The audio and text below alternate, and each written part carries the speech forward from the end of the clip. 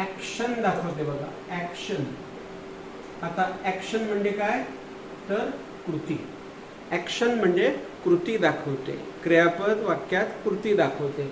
जसं बघा, the sun sets in the waste.